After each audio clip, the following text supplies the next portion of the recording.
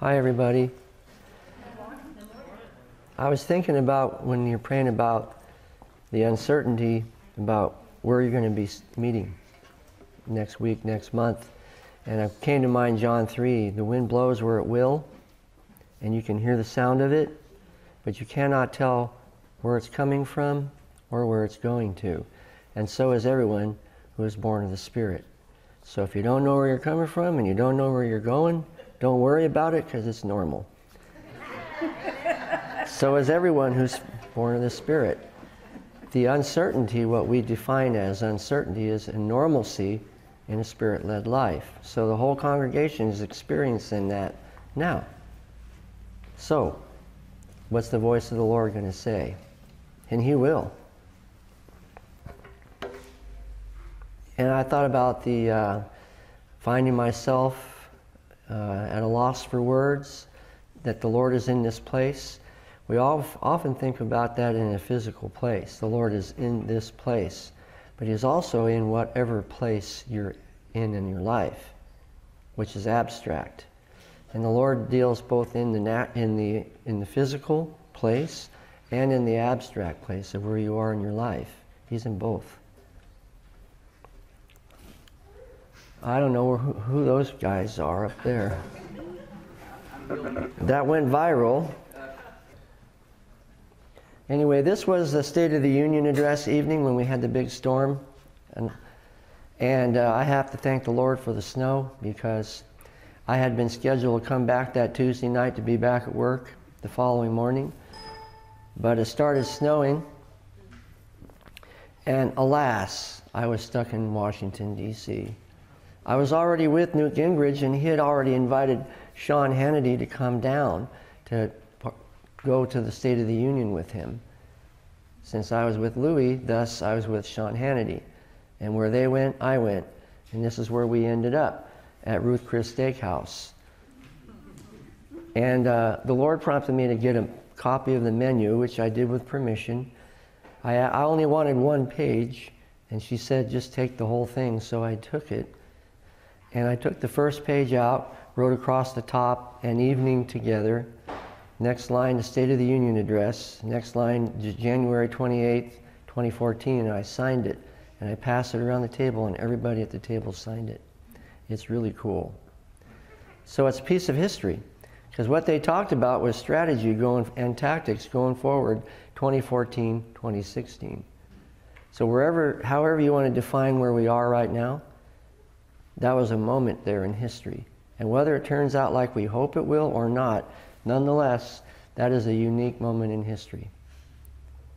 And there's no more center to the center than these guys here. Because whether you like, for example, Newt Gingrich or not, depending on how you feel about it, no one disagrees that he is the best political strategist in the country today, even if you're on the opposite side politically. So that was quite an evening. Okay, we're going to talk about the everlasting covenant today. And my goal is to help all of us adjust our perspective.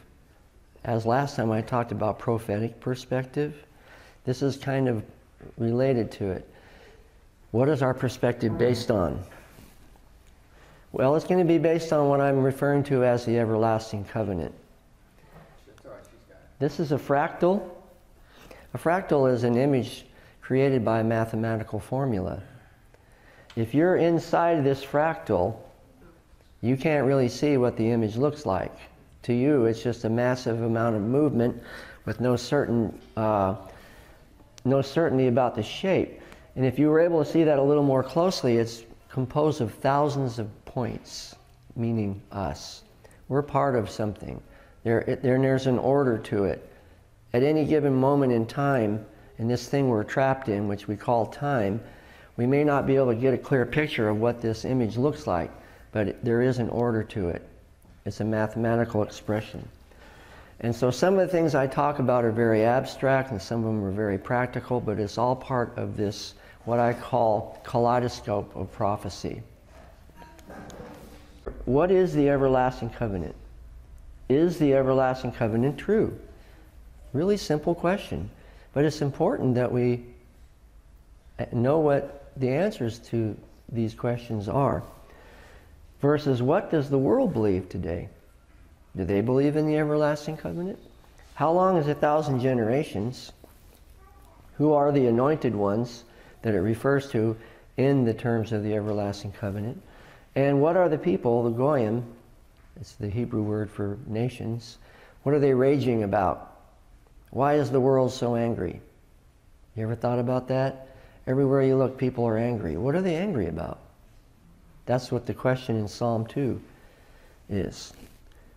So the first mention of this term everlasting covenant, and the rainbow shall be in the cloud, and I will look upon it, that I may remember the everlasting covenant between God and every living creature of all flesh that is upon the earth. The covenant is not the rainbow. The covenant is that He would never flood the world again. But every time we see a rainbow, it's a reminder. It's the token of, which is exactly the same thing that the Holy Spirit does within us. We have a rainbow, a token in us, an expression of the covenant, of resurrection, which we get glimpses of as through our walk with the Lord, sometimes spectacularly, like the picture of the rainbow I just showed you, and sometimes not quite as clear. But it's periodic and ongoing through our whole life. We are constantly reminded of the fact that we are children of the covenant of the resurrection, which is also an everlasting covenant. So what I'm trying to do here is introduce the concept of the everlasting covenant. And the word is Brit Olam. Olam means forever. Olam is the same word as the Greek word eon, which we use in our language, eons and eons of time. And the word olam and or eon means continuous, eternal, forever, perpetual, time out of mind, both past and future. That in itself is a very abstract concept. How can it be both past and future eternal? But that's the way the Lord looks at things. And vanishing point and without end. James and I talked about what the vanishing point is. The vanishing point is the point beyond your imagination. Trying to comprehend the universe, there's a vanishing point there, right? Billions and billions of galaxies. It's beyond our ability to comprehend. In the same way, so is the concept of 1,000 generations, which we're going to get to. It's beyond our comprehension. It supersedes what we know of as history. It's from the past to the future. We haven't come anywhere close to 1,000 generations, no matter how you calculate time. It's beyond our ability to imagine it. So I want you to keep these adjectives in mind as we go forward, because the world, to jump to the conclusion, is raging against the everlasting covenant. And they're redefining it based on their own worldview. And so all these descriptive terms are cast away because they have to define it in a very narrow sense. But according to the Lord, this thing is beyond eternity. It is not breakable and it lasts forever. So the first, or I should say the next sequence of the term everlasting covenant is regarding to the Abraham, Isaac, and Jacob. He explained that the whole land of Canaan, where you are now an alien, I will give you as an everlasting possession and your descendants after you. And these verbs are in the tense that means eternal. Not just for a while, but continuing on forever. Genesis 17:19, Isaac, he reiterated the same covenant as he had with Abraham, just so there's no mistake. The Lord repeats over and over and over and over again and reiterates with different descriptive adjectives so that we will not make a mistake. Because looking at it from warfare perspective, the goal is for the world to overthrow the covenant, to destroy it, to make it invalid. The more descriptive phrases there are and the more iterations of this covenant and His promises, the more it helps us understand how comprehensive it really is. So he said to Isaac, I will establish my covenant with him as an everlasting covenant for his descendants after him. So here at this point we're talking about a covenant that emphatically includes the land. And that's going to be one of the central components, the Trinity of the covenant. It's going to be the land, the anointed, and the Lord. Whenever you see the world raging against the everlasting covenant, it's going to be either the land, the anointed ones, the people, and or the Lord in some combination, one or more or all of them. Always. You can evaluate everything that's happening right now in this time in 2014, in the month of February, based on the everlasting covenant and how the world is going against it. And right now, the main emphasis happens to be the land. And then with Jacob, the land I gave to Abraham and Isaac, I give to you, and I will give this land to your descendants after you. There is no mistake about it. It's plainly stated, reiterated, and emphasized in lots of different descriptive ways. This covenant, this everlasting covenant, has to do with an actual place on the face of the earth.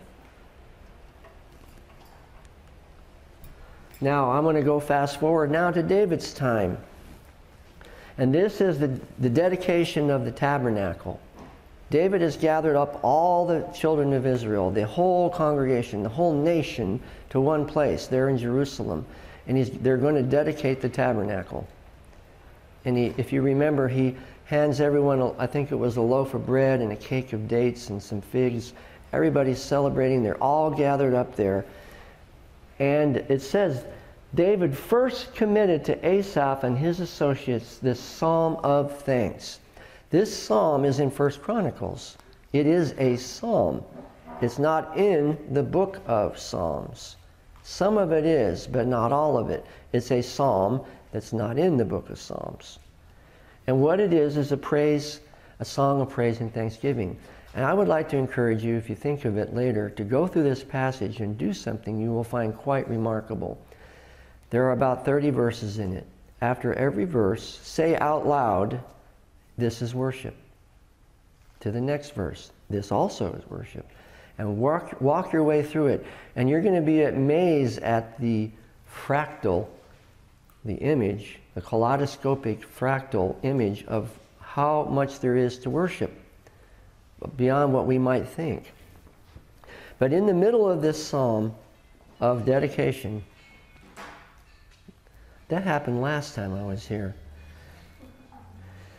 is a parenthesis of basically, David in the psalm says, let's stop for a moment and remind ourselves, why are we here? Why in this time and space are we here gathered together dedicating the tabernacle? It's because the Lord remembers his covenant forever, the word he commanded for 1,000 generations. At that time, there were less than 10 in the nation of Israel from the time of Abraham to this generation with David in the congregation of Israel. Less than 10 generations. He's talking about beyond imagination. Whatever you know of the history of Israel at this point when we're dedicating the tabernacle, it's 100 times bigger than that. It's unimaginable what this covenant really means. For 1,000 generations, and then look at all the verbs. He commanded, the covenant he made with Abraham, the oath he swore to Isaac. He confirmed it to Jacob as a decree, and Israel as an everlasting covenant. To you I will give the land of Canaan as a portion that you will inherit. He allowed no man to oppress them. For their sake he rebuked kings. Do not touch my anointed ones, and do my prophets no harm. Now we're looking at the second component of this everlasting covenant. The land and the anointed ones. Who are they? Well, I'll just answer it right now. The anointed ones are the children of the covenant.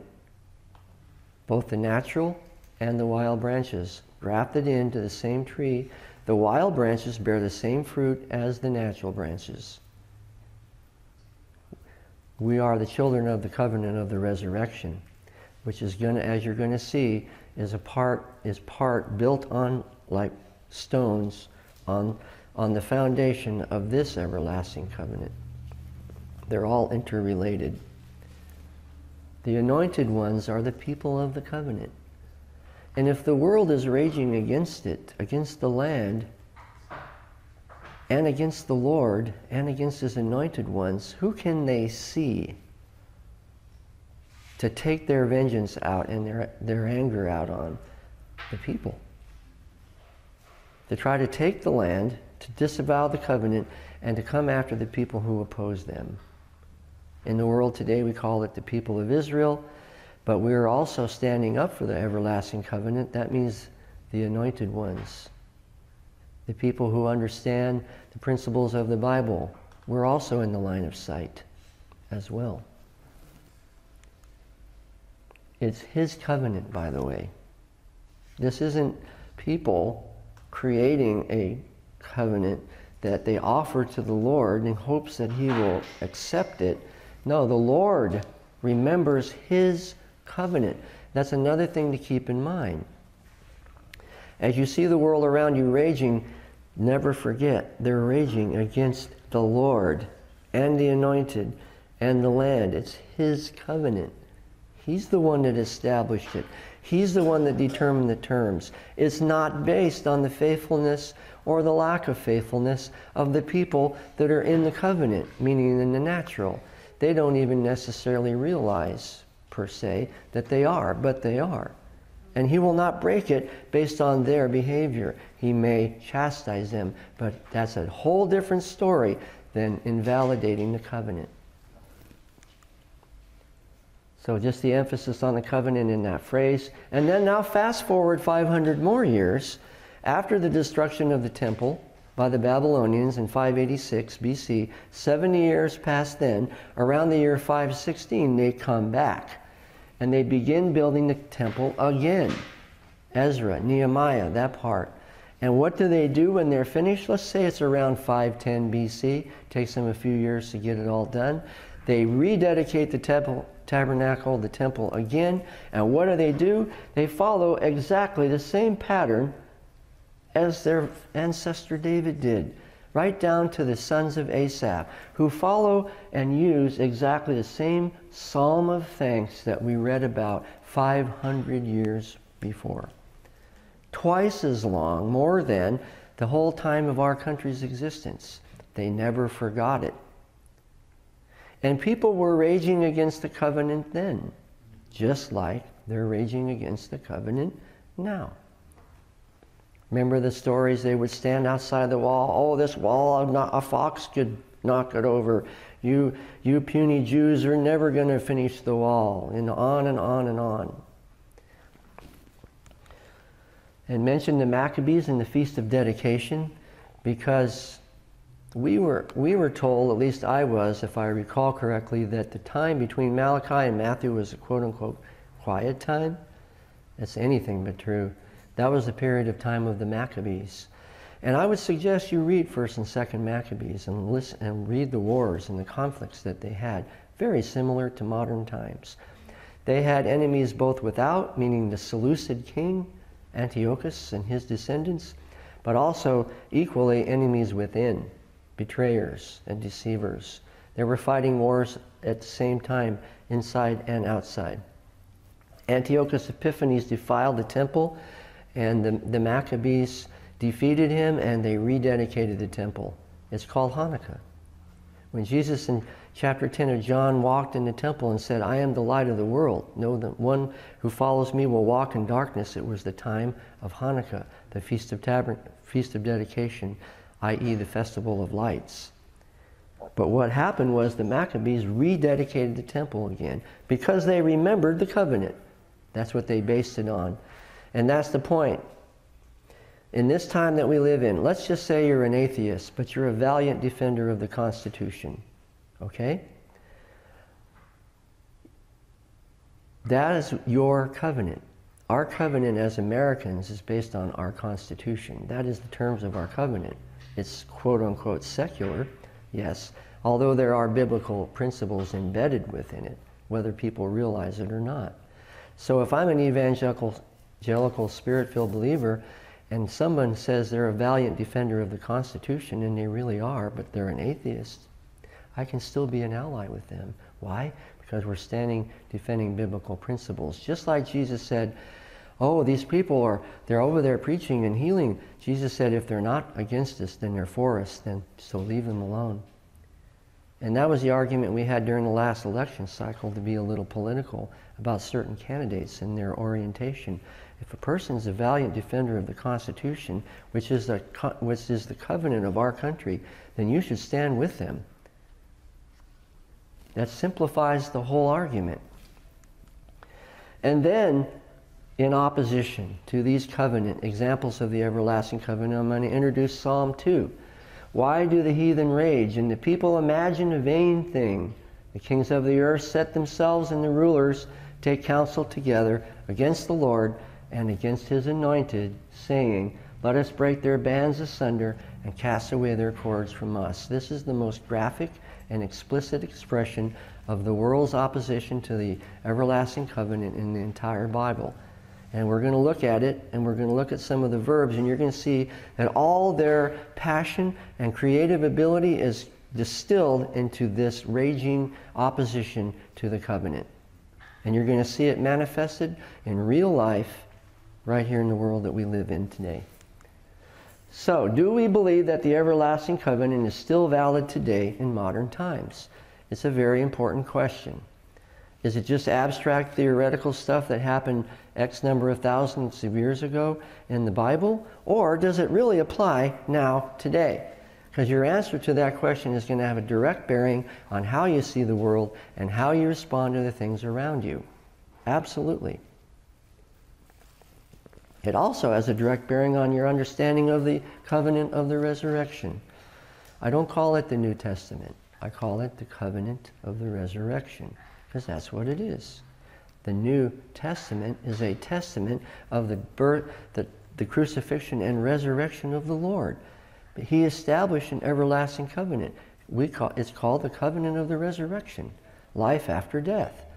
That was Paul's whole message everywhere he went. So my answer to that is yes, it is still valid. But that is going to put you in opposition, and I mean direct, violent opposition, to the majority of the world. And you're going to see that in a minute too. Here is Psalm 2 with the Hebrew and the English, and what I want to do is fly through really fast. Sorry about the small size. But all these different verbs that are embedded in this psalm are what the people are doing vis-a-vis the covenant, the Lord and his anointed in the land. They are creating a commotion, conspiring, plotting, raging, tumulting, uproaring. They're devising, growling, meditating, moaning, musing, muttering, plotting, roaring, and speaking. This is a full-time job. And the kings are commanding. They're judicious. They're weighty. These are no lightweights. These are the principalities and powers of the earth that are totally obsessed with this issue of invalidating the everlasting covenant. They're appointing, they're beginning, establishing, fixing, laying foundations, ordaining, sitting close together, and sitting in council. These are all very, very active phrases. It takes a lot of passion to do all these things. They're also trying to pull, tear apart, draw, root out, rip out, separate, and snap, and or cast, fling away, hurl, or throw. These are all pretty violent verbs, and or you might say ones that exert. It takes a lot of effort to do this. Everything they do is focused on this activity. And they want to take the bands and cast them asunder and break their cords. What cord are we talking about? This one, the famous threefold cord. The world is trying to rip that cord apart. I mean, the cord is the Lord, his anointed, and the land. And the word for anointed is Mashiach. Anybody hear that word before? Yeshua HaMashiach, the anointed one. The first fruits of what? The resurrection. And if we are his body, then what does that make us? The anointed. Right? That means we're participants. We are children of the everlasting covenant, i.e., the covenant of the resurrection. Now here's another one, in case somebody might say, well, okay, that's fine, that's all Old Testament stuff, All right, Let's try this one on for size. Now the God of peace that brought again from the dead our Lord Jesus, that great shepherd of the sheep, through what? The blood of the what? That's, now we're in the soup, aren't we? If you try to develop a theology that separates the two, your theology is going to be really complicated. How are you going to separate? And what you do is ending up acting out Psalm 2. And I don't care if you are, quote unquote, a Christian mainstream denomination. If you are trying to redefine the terms of the everlasting covenant, you are acting out not only Psalm 2, but also 2 Thessalonians, the mystery of iniquity that works in the world today. What two things have to happen before the day of the Lord? A great falling away and a revealing of the man of sin. Well, wouldn't you say that you could safely characterize a great falling away by a failure to recognize the terms of the everlasting covenant? And I think James has an example he may read later of a mainstream denomination who is doing exactly that. And the word for everlasting, since the New Testament, the covenant of the resurrection, is written in Greek, is that same word I told you before, eon. It's the same word.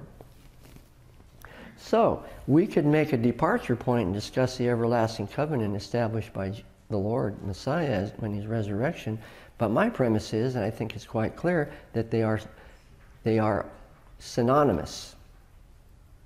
They're inseparable. Just like our body. We have breath, we have blood, and we have our body. It's a perfect expression of the Trinity. Our breath is the Spirit, our blood is the Son, and our body is the Father. The Father, the Son, and the Holy Spirit. Which word does one start and the other begin or end? You can't separate them. They are physical. The air, the blood, and the body, but it's just like the Merchant of Venice, the famous thing about the pound of flesh. They defeated his argument because he could never remove the blood from the flesh. So, do we still believe in these everlasting covenants today? And if not, then what is the alternative? Okay, you say you don't believe in it, as the Bible states it. Then what's the alternative? The alternative is that you're going to become deceived and or betrayed and or both. There's no alternative. If you don't abide by the terms of the covenant, you are either A, deceived and or betrayed and or both. In spring, Passover, Easter of 2012, I was in D.C. and the Lord prompted me to get up early and watch the sunrise. So I did. So I watched the sun coming up over Washington. The Lord spoke to me and said, not only is your country deceived, but it's also been betrayed. And it brought tears to my eyes. And I had the sense that in spring we look for a new beginning, a blooming, a green. But I had a sense that it was not going to be going forward, it's not going to be the beginning of something new. It was going to be the beginning of a decline. And unfortunately, it appears to have come true. By the way, the thing about this optical illusion, if I was able to hold the ruler up to the line, you would find out, amazingly enough, those lines are all straight. But if you rely on your eye, your senses, there's no way you can trick your brain into making those lines straight. You cannot go by your senses. You cannot go by the way the world defines things, because you will be deceived and or betrayed every single time. There is no other outcome. So what must we do to prevent ourselves from being deceived and betrayed? We must redeem the time because the days are evil. The word redeem down there at the bottom means to buy up, to ransom, reclaim, redeem, or rescue from loss. My wife's going to talk a little bit for a minute about her ministry called Soterion, and this is going to be part of it, redeeming or rescuing from loss. Soterion is the Greek word for salvation. I should say people who bring salvation. Soterios is the verb for salvation in Greek. So I'm not going to read all of this. You can look at it when you go back through it. But the bottom line is that deceivers and betrayers, i.e. traitors, will bring a nation down. And in terms of being deceived and or betrayed, can anyone know German well enough to tell what that means? God is with us. Yeah. Now, would you say, was God with them? Did they really believe that God was with them? Or was this just a big show? Well, we don't really know, do we? But the point is that they use that as their motto, Gott mit uns. That, I would say that's blatant deception, wouldn't you? Their world, their ideology in the rejection of the covenant manifested in the persecution of the children of Israel was an overt expression of the danger of deception and betrayal by rejecting the terms of the everlasting covenant. What if Germans would have said, people of Israel, we love you, we want to bless you, we're going to do all we can to send you back to your land and prosper you along the way? Wouldn't that have been remarkable? But that's not what happened. The most evil thing about evil is that it doesn't appear to be evil. I talked about this last time. Remember I talked about the two kinds of evil, the ugly evil and the beautiful evil. We're fairly good at discerning ugly evil, but we're very not too good at the beautiful evil. And here is what's going to happen, and this summarizes it in Isaiah. There's two possible outcomes. There are two covenants. One of them is called the covenant of death and hell. Basically what that means is I've made an agreement with death and hell. I'm going to be immune from the consequences of these actions. We're buddies. It's not going to come near to me. But the Lord says your covenant with death and hell will be disannulled. And what's going to happen is you're going to be overflowed, meaning inundated. And the scourge, the disaster, the misfortune will pass through and it will trample you down like a potter with clay. What it means is this very, very violent. It means it's going to stomp your face into the ground. Just cram you right into the mud. And you're going to be overcome by a 300-foot wave of disaster. Versus the middle. I lay in Zion a foundation, a tried stone, a costly cornerstone, sure foundation. He that believes will not make haste, and I will make justice the line, and righteousness the plummet, and the hail will sweep away the refuge of lies. Those are the two alternatives. No matter what you believe, whether you're aware of it or not, there are two outcomes. The covenant with death and hell, or the sure foundation. And there we again, we're tying the ministry of Jesus, the new resurrection covenant, into Old Testament concepts of the everlasting covenant. Now, as an expression in real life, these are the nations that voted for elevation of the Palestinian state.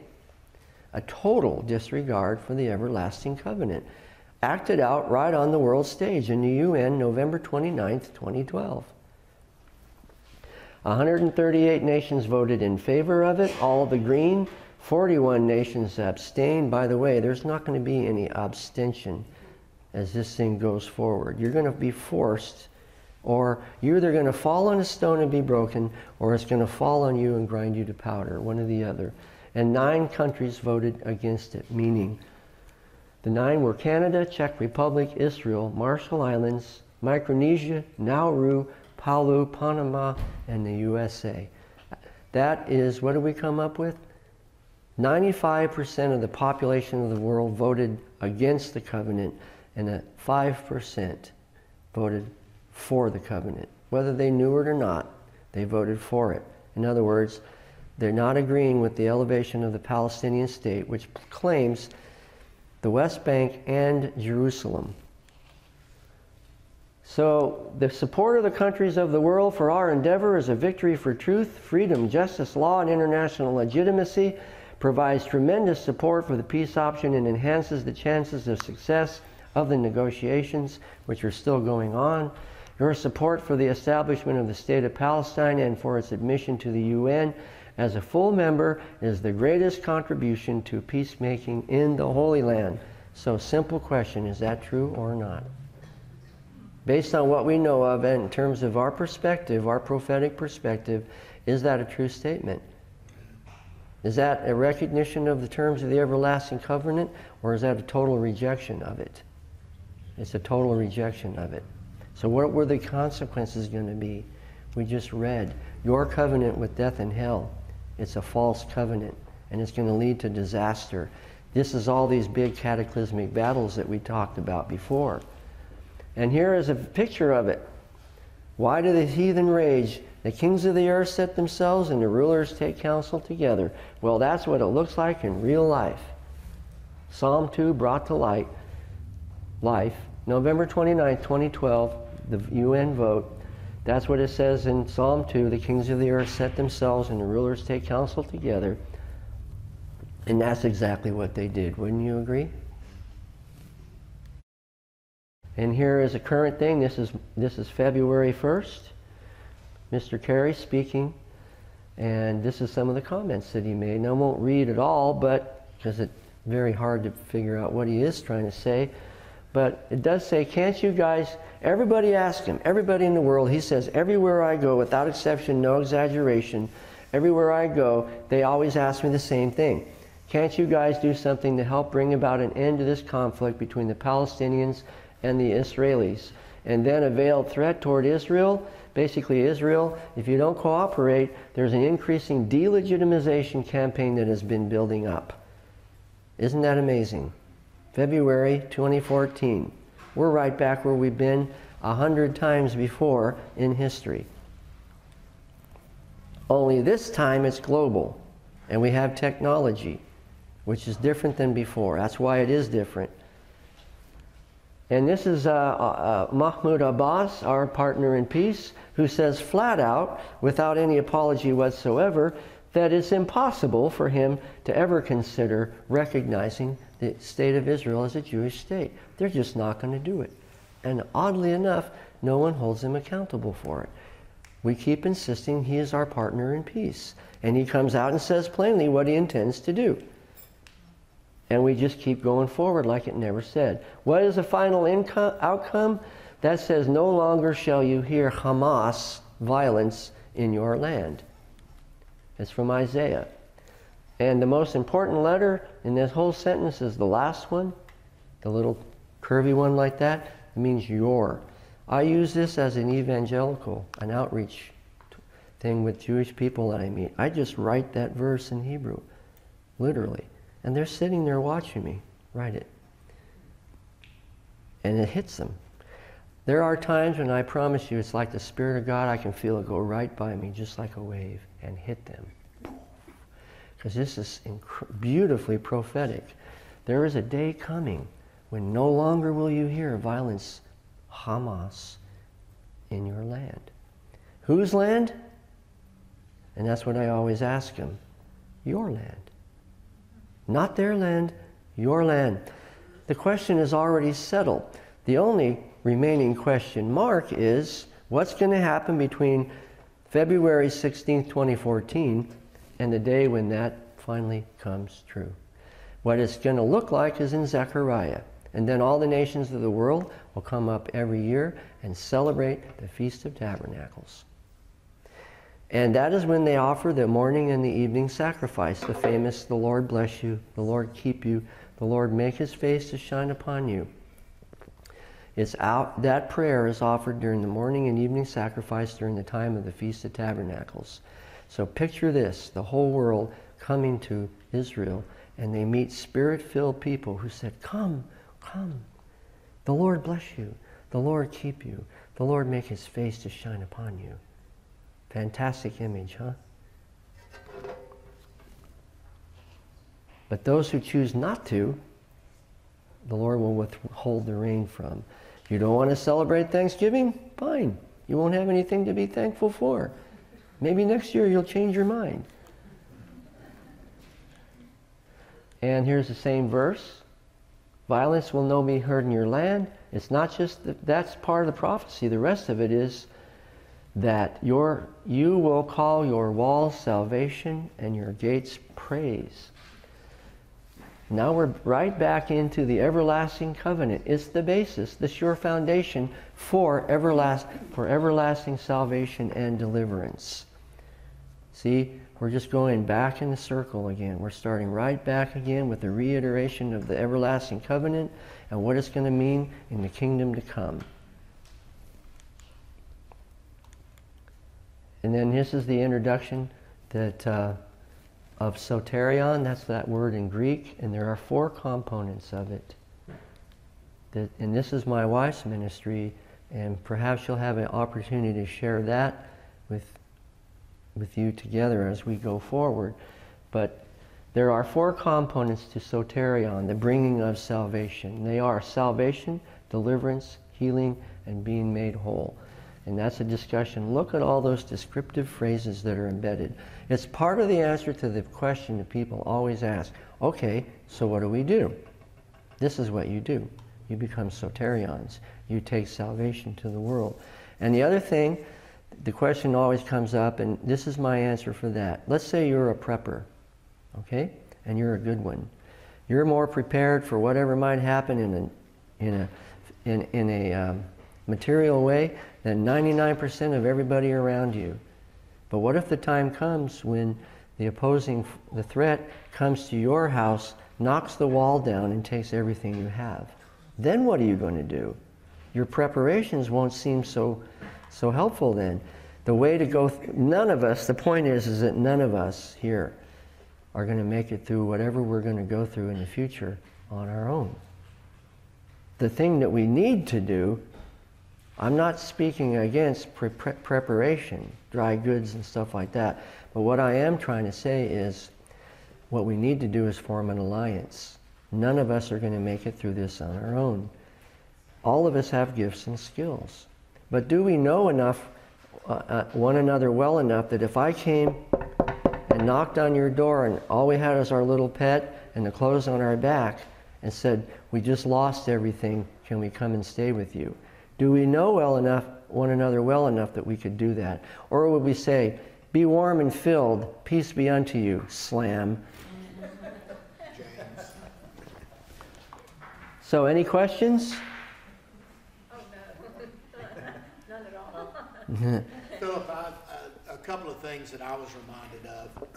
One is when you were talking about that covenant with death and Sheol, with hell. I think the last thing that bin Laden put out, he made the statement, we will defeat you because you have a covenant with life and we have a covenant with death. And our death will kill you, basically is what he wound up saying. The other thing that you just ended on with an alliance amongst ourselves and do we know each other well enough? Maybe that's why I couldn't get away from that Hebrew scripture this morning. Sometimes, some will be plundered. They're going to be held up to public ridicule. They're going to be persecuted. But others of us will partner with them. And I saw a friend of mine yesterday that lives over in Douglasville. I taught him how to skydive way back when. And, but he,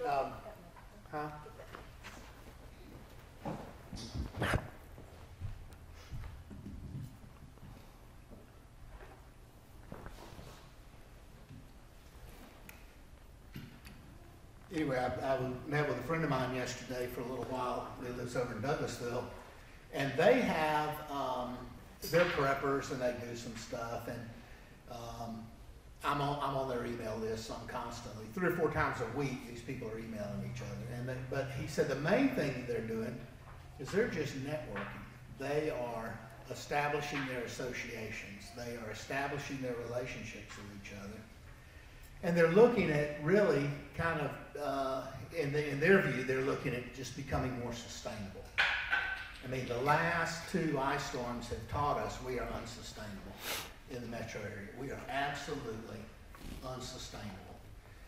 On Monday, when they just mentioned that we were going to have weather about Wednesday, you couldn't find a loaf of bread in 41 counties. I mean, if I'm lying, I'm dying, right? Did y'all go to Kroger? And if you got the last loaf of bread somebody else wanted, they might have cut you. People were actually getting in fist fights over a loaf of bread in the metro area, and the police are being called. So I think this is huge on that level by itself, that we really need to be networking with each other. But it is so in our face We have a covenant of death. You believe in life. We will defeat you. They're using the biblical language. Yeah. And we may or may not even realize it. One of the gifts that we have, or a calling that we have, is to translate the abstract, to represent the abstract things of God in our practical life, the way we live. How many people here are mechanics? Okay. How many people here are good in agriculture? How many people here are maybe technologically savvy? See, if we knew that, I don't have to learn to be a mechanic, but I am good at agriculture. So, things get tough, what are we going to do? Try to learn how to grow corn on our own, or talk to somebody that already knows how to do it? When are you supposed to plant corn? You know, the simple questions that you don't know, and you'll make a lot of mistakes unnecessarily. But what if we know each other well enough? Well, they crashed through my house and they stole everything I had. We took joyfully the spoiling of our goods. You have to keep in mind something. This is the book of Hebrews. Who is doing the plundering? Religious people. This book is not necessarily written to people that in a culture that is unfamiliar with principles of God. But look at Paul. Breathing out threatenings and slaughter. You ever thought about what that would look like in modern times?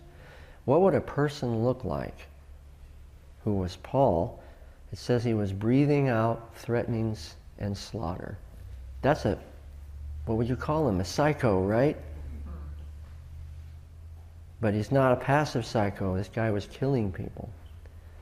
So these are the forces that we're dealing with, which leads right into the next aspect. Something came to me when you were talking about all this with the Palestinians and everything else.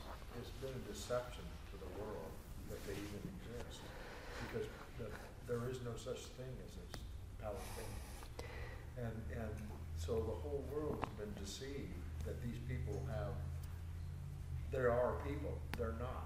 This is the mystery of iniquity from 2 Thessalonians. The reason why it's called a mystery of iniquity, because whenever you ask a question, why, you're validating that the mystery exists. If you knew the answer to the question, it wouldn't be a mystery, would it? This is a powerful demonic deception. Very few people in the world today have an even moderate, minimal comprehension or recognition of the concept of the everlasting covenant. 5%. Fear not, little flock, for it is my Father's good pleasure to give you the kingdom. It is a small minority. And what's going to happen? What would happen if a large, well-known person just simply stood up and read on national TV the book of Romans, vis-a-vis same-sex marriage? What would happen to him? What if he went and stood in front of the White House and did it? What would happen to him? We all know what would happen to him. Doesn't that tell you something right there where we're at? In Canada, he would go to jail. Well, he probably would too here, or he'd be sued. What about your 501c3? That's gone. And I just wanted to say, my son, he is a gospel rap artist, and he had put his testimony, how God, delivered him on YouTube. Well, they came and took his video off YouTube because they said it was offensive. All he was doing was sharing his testimony. Mm-hmm. And they came and took it off. And I was just looking over here in Revelation where he say, and he opened his mouth in blasphemy against God, to blaspheme his name and his tabernacle, and then them that dwell in heaven. And it was given unto him to make war with the saints, and to overcome them, and power was given over all kindreds and tongues and nations. So it goes back to that great deception. Now, would you agree with me? Did I accomplish my purpose today? That if you evaluate what we see around us in terms of the mirror of the everlasting covenant, it brings things into very clear, simple focus, doesn't it? It's really black and white, isn't it? James and I have been talking about all the different religions of the world. They all, well, the monotheistic, we'll stick with them for now, claim to be the children of the covenant, right? So what point along the sequence of Revelation, Abraham, Isaac, Jacob, Israel, meaning the children of Israel, David, so on, into the restoration, the new temple, clear up into the covenant of the resurrection. At what point along that sequence did these different religions go off track and start rewriting the terms of the covenant to suit their worldview? Islam, easy answer. Where did it go? Abraham, Isaac, Jacob, Israel. It went off track at Isaac. They redefined the terms of the covenant as per Ishmael. Zip, off the road. And what's going to be the end of it from an eternal point of view? A covenant with death and hell. Overcoming disaster. Okay, what's another religion? A mainstream denomination. Let's call it replacement theology. That's where they rewrote the definition of the land. Meaning, we now own the spiritual Israel, and we are the children of the covenant. But what did Paul say? To the Jew first, and also to the Gentile. These covenants are not invalidated. So you can look at every mainstream monotheistic religion, quote unquote, and you can discern quite easily where they went off the track. And that they insist that this is the terms of the covenant. We are the children of the covenant, and here are the terms of the covenant. This is the holy book, and this is our declaration. Just like in Psalm 2, they set themselves adamantly, fiercely. This is the terms of the covenant. It's just enacted all around us. Do you want to share a little bit now? Everybody good for a few more minutes? Let me say something real quick here first. Before you do that. I think it's important, you guys just hear something real quick. And Philip would probably never say this out loud, but the reason why we bring Philip in and why we talk about Philip and why we pray for him is for many reasons. One is what you're seeing right now. Wouldn't you guys all agree that God has really given him some specific insight into who God is, was, and still is, and is imparting that to us today, and it's invaluable. But another thing that God has asked him to do is to stand in a place that's been very, very, very, very difficult for him and Francesca. He works for the Department of Homeland Security. And remember when he was talking about, he was in D.C. and he watched the sunrise and said, your nation has been betrayed and deceived. God has put Philip in a place with his job that he is discovering and uncovering the deceivers and the betrayers and is giving voice to that. Philip has testified, I don't know how many, dozens and dozens and dozens of times to people in Washington, D.C., to names of people that you would recognize. They're on TV all the time, people that are in the news all the time. He is continually being asked to come to D.C. and impart the information that God has let him discover about the deceivers and the betrayers of our nation. As a result, he's getting some help, but he's also been demoted. He's also been given different rules to follow than everybody else in the Department of Homeland Security, which makes it impossible for him to do his job because they keep changing the rules on him and tell him that he's screwing up every time he does something that they told him to do. You see what I'm saying? He and Francesca are living very sparingly because of what's been done to him by man, by the deceivers, by the betrayers. God has let him, I told him this the other day, I said, do you realize that picture you saw with Ted Cruz, I mean, all these people, I said, do you realize how God has put you in a position to run stealthily with people of power in our country to make a difference? He's making a difference, but it's costing him. It's a great sacrifice to him and Francesca. That's why we are supporting him. That's why we pray for him. That's why we want to hear what he's got to say, because he is holding us up by doing what he's doing with his job. And he said he could quit, yeah, but God doesn't let him quit yet. He said, you're not done yet. You're not done yet. And so why we're listening, why we're praying for him and Francesca, is because he's exposing the deceivers. That's what we as Christians are asked to do. So we're standing with him today. We'll stand with him however long it takes, Philip. These people will stand with you however long it takes. You guys know that, right?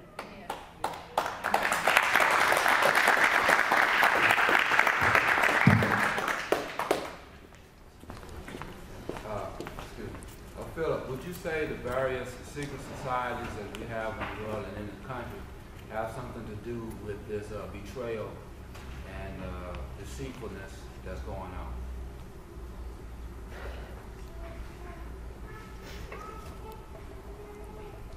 They're all part of the deception and or the betrayal. Simple. Are they promoting the everlasting covenant or not? What if the UN, those 100 and whatever it was, 38 countries, stood up and made a declaration? We have come to the point in history where we realize that all this animosity and violence toward Israel has been wrong.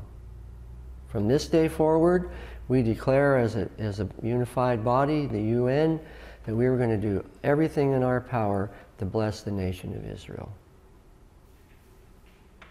First thing that would happen would be the OIC, 57-nation bloc within the UN, would get up and walk out.